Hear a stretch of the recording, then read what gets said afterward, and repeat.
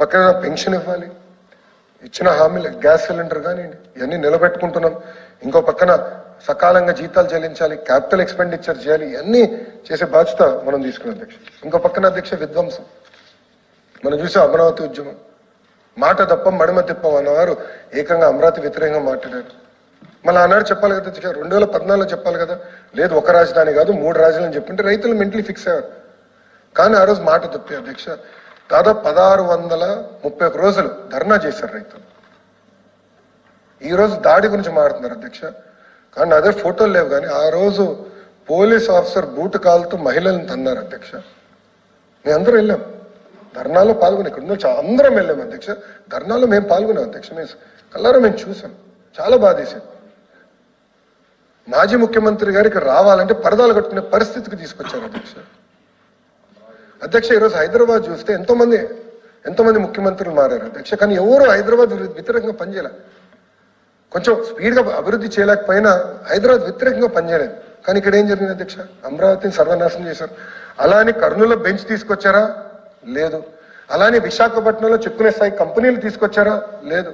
దానివల్ల ఎవరు నష్టపోయారు అధ్యక్ష? నిరుద్యోగ యువకులు పెద్ద ఎత్తున నష్టపోయారు అధ్యక్ష. ఇంకో పక్కన అధ్యక్ష మన రోడ్లు ఈ రోజు అధ్యక్ష గుంటలు పూడ్చేదానికి 1000 కోట్లు అయిపోతుంది అధ్యక్ష. ఎందుకంటే 5 సంవత్సరాలు ఇన్వెస్ట్మెంట్ చేయలేదు, గుంటలు పూడ్చలేదు, కొత్త రోడ్లు వేయలేదు. దానివల్ల ప్రజలు తీవ్రంగా ఇబ్బంది పడ్డారు అధ్యక్ష. రోడ్లు పోయి దాని తర్వాత ఏకంగా ప్రతిపక్ష పార్టీల పైన ప్రతిపక్ష నేతల పైన కేసులు అధ్యక్ష. నేను అడుగుతున్నా అధ్యక్ష, ఇంతమంది సభ్యులు ఇప్పుడు వాకౌట్ చేసి వెళ్ళారు వైకాపా సభ్యులు. గత 8 నెలలుగా ఒక్క కేసు పెట్టారు అధ్యక్ష వాళ్ళ పైన. ఈరోజు హౌస్ లోపల దర్జాగా వస్తున్నారే. ఈ రోజు ఈ హౌస్కి రావాలంటే మీరు రోడ్డు పైన దయచేసి గమనించండి అధ్యక్ష, గత ప్రభుత్వం కన్నా 80% పోలీసు తగ్గింది అధ్యక్ష. ఈరోజు 80% పోలీసు సభ్యులు తగ్గారు. రోడ్డు పైన పెద్ద బందోబస్తు లేదు, ప్రశాంతంగా ఒక ప్రశాంతమైన వాతావరణంలో ఈరోజు తిరుక్కునే పరిస్థితికి మనందరూ వచ్చాం అధ్యక్ష. అధ్యక్ష నా పైన 23 కేసులు పెట్టారు అధ్యక్ష. అటెంప్ట్ మర్డర్ కేసు పెట్టారు అధ్యక్ష నా పైన. SC/ST అట్రాసిటీస్ కేసు పెట్టారు నా పైన. ఇక్కడున్న హోంమంత్రి గారి పైన ఏకంగా SC కేసు పెట్టారు అధ్యక్ష. అనిత గారు చేసిన తప్పేంటి? అక్కడ పులివెందల్లో ఏకంగా ఒక దళిత మహిళ పైన అత్యాచారం జరిగింది. ఏం జరిగిందో తెలుసుకునే దానికి వెళ్ళినందుకు ఆమె పైన పెట్టారు. మా MS రాజు గారు పైన కేసు పెట్టారు అధ్యక్ష. 2 దళితుల పైన SC/ST కేసు పెట్టారు అధ్యక్ష. ఎంత ఆశ్చర్యం అంటే ఇది. ఇంతేకాకుండా ఏకంగా చంద్రబాబు నాయుడు గారి పైన కూడా కేసు పెట్టి 53 రోజులు జ్యుడిషియల్ రిమాండ్ పంపించారండి. ముందర 3000 కోట్లు అన్నారు, తర్వాత 300 కోట్లు అన్నారు, చివరికి 27 కోట్లు అంట. అది కూడా పార్టీ అకౌంట్లోకి వచ్చిన. నిరూపించమంటే చేయరు. ఇప్పుడు ఎట్లా వాకౌట్ చేశారు, అప్పుడు కూడా చేశారు. అంటే ఎక్కడికి వెళ్ళారు అధ్యక్ష? ఇంతేకాకుండా అధ్యక్ష గౌరవ ముఖ్యమంత్రి గారి మాజీ ముఖ్యమంత్రి గారి ఇంటి చుట్టూ 5 సంవత్సరాలు 144 సెక్షన్ నడిచింది అధ్యక్ష. 144 సెక్షన్. ఈ రోజు మీరు గౌరవ ముఖ్యమంత్రి గారు వెళ్ళి చూడండి, ఈ రోజు వెళ్ళండి, ఎంతమంది పోలీసులు ఉన్నారు మీకు తెలుసు. కంపౌండర్ ఎవరు అంటే ముఖ్యమంత్రి అనే వ్యక్తి ప్రజల మంత్రి, ప్రజలకు అందుబాటులో ఉండాలి, ప్రజల్ని కలవాలి. ఇది అవసరం లేదు. ఇంత సిబ్బంది సెక్యూరిటీ ఇష్యూ ఉంది. బాబు గారి గతంలోనే అసాసినేషన్ అటెంప్ట్ జరిగింది, అందరు తెలిసిన విషయం. కానీ బ్యాలెన్స్ చేయాలని పదే ఏం చెప్తున్నారు. 144 సెక్షన్ ఎక్సెప్ట్ ఈ రోజు నేను చెప్తున్నా ఎలక్షన్ ఉందని పోలింగ్ చుట్టూ తప్ప ఎక్కడ 144 సెక్షన్ పెట్టట్లేదు అధ్యక్ష. నేను చెప్తాను, గౌరవ ముఖ్యమంత్రి గారు ఒకసారి శ్రీశైలంకి వెళ్ళారు అధ్యక్ష. కమ్యూనిస్ట్ సోదరులకి హౌస్ అరెస్ట్ జరిగిందంటే నేను ఖండించాను అధ్యక్ష. నేను లేను ఆ రోజు. అనిత గారికి ఫోన్ చేశాను, ఇదేంటిది అంటే అప్పుడు అనిత గారు సార్ పాత విధానాలు ఇంకా మారట్లేదు సార్, వీళ్ళు నేను చెప్పిన వినట్లేదు. నేను మాట్లాడాను అధ్యక్ష. వీసారి నో హౌస్ అరెస్ట్, వస్తారా ధర్నా చేస్తారా రమ్మని మాట్లాడింది. ఈరోజు ఇది ప్రజల ప్రభుత్వం, మీకు అందుబాటులో ఉన్నాం. నేను ప్రజా దర్బార్ నిర్వహిస్తున్నా.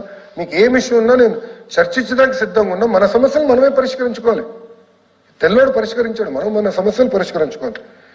ఇంతేకాకుండా అధ్యక్ష గత 5 సంవత్సరాలు ఒక్కసారి చూస్తే గన్ పాయింట్తో ఆస్తులు లాగేసుకున్నారు అధ్యక్ష. దాని ఉదాహరణే కాకినాడ పోర్ట్, కాకినాడ సెస్. అడ్డగలుగా గన్ పాయింట్లు పెట్టి ఏకంగా పోర్టులు లాగేసుకున్నారు అధ్యక్ష. అందుకే మొన్న కేసు పెడితే పరిగెత్తుకుంటూ వచ్చి మళ్ళీ పోర్టు తిరిగిచ్చే పరిస్థితి మీరు చూస్తే. తప్పు చేయకపోతే ఇస్తారా?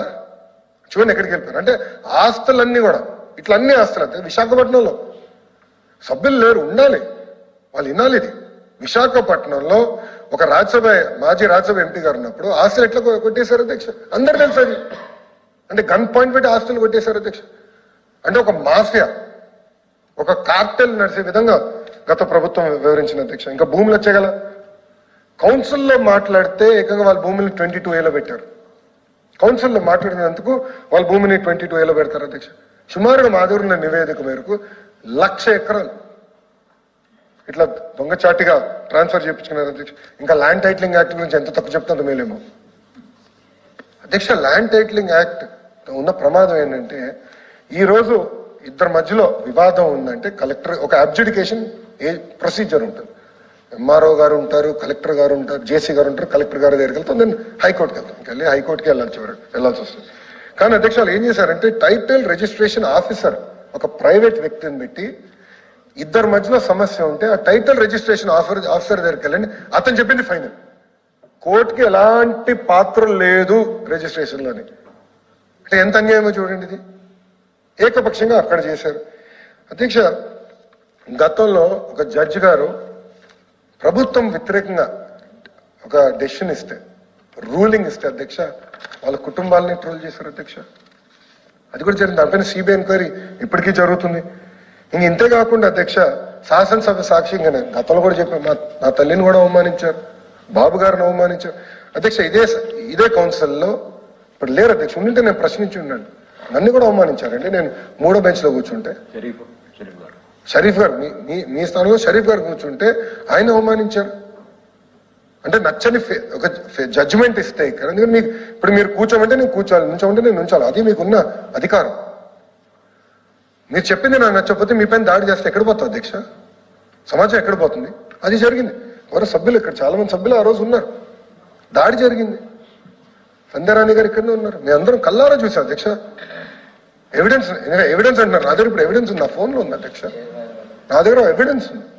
దాడి చేశారు అధ్యక్ష. ఇవన్నీ మనం మర్చిపోయామా అధ్యక్ష? ఇంతేకాకుండా అధ్యక్ష, మనం ఒకసారి చూస్తే ఏకంగా దేవాలయం లాగా భావించే తెలుగుదేశం పార్టీ కార్యకర్తలు మా పార్టీ ఆఫీస్ అధ్యక్ష, మేమందరం దేవాలయంగా భావిస్తాం.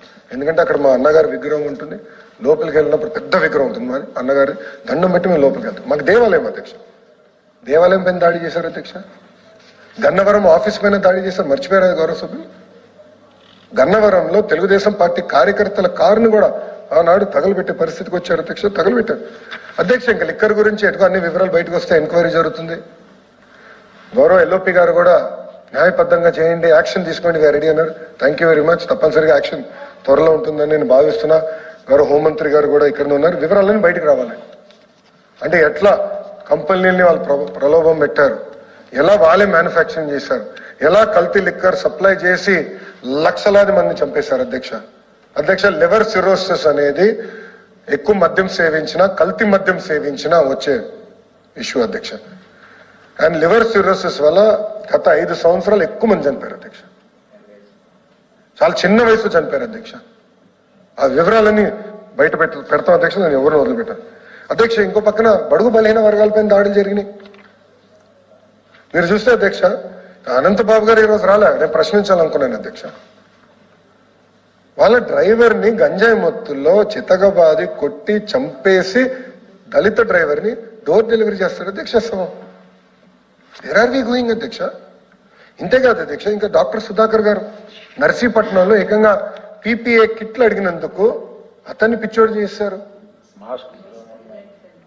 మాస్క్ అడిగారు, పిచ్చోడు చేశారు అధ్యక్ష. ఇంకో పక్కన అమర్నాథ్ గౌడ్ అధ్యక్ష, ఊర్లో వాళ్ళ అక్కని అక్కడున్న కుర్రోలు వేధిస్తున్నారని పెద్దలకి వెళ్ళి కంప్లైంట్ చేసినందుకు అధ్యక్ష, అతని నోట్బుక్ లో ఉన్న కాగితాలు చింపి అతని నోట్లో కుక్కేసి పెట్రోల్ పోసి తగలబెట్టి చంపేశారు అధ్యక్ష అమర్నాథ్ గౌడ్ని. అన్ని మర్చిపోయారా సభ్యులు? దాడి గురించి ఈరోజు మాడుతున్నారు, నేను నుంచి మాడితేనే దాడి అంటున్నారు. ఇంకేం చెప్పాలి అధ్యక్ష? ఇష్యూకి వెళ్తుంటే దాడి అంటున్నారు అధ్యక్ష. అంటే చూడండి, ఇట్లా అమర్నాథ్ గౌడ్ అని చెప్పేశారు. ఇంకో పక్కన వరప్రసాద్ అనే వ్యక్తి, అతను ఏకంగా ఇసుక గురించి మాట్లాడినందుకు పోలీస్ స్టేషన్ లో గుండు కొట్టారు. ఇంకా పొంగనూరులో వచ్చేసి ఏకంగా ఓం ప్రతాప్ అన్న కుర్రోడు కల్తీ మద్యం గురించి మాట్లాడినందుకు రాత్రి చంపేశారు. ఇంకో పక్కన సొంత బాబాయ్ని ఎలా చంపేశారో మీ అందరూ తెలిసిన విషయం అధ్యక్ష, దాని జోలికి వెళ్ళట్లేదు.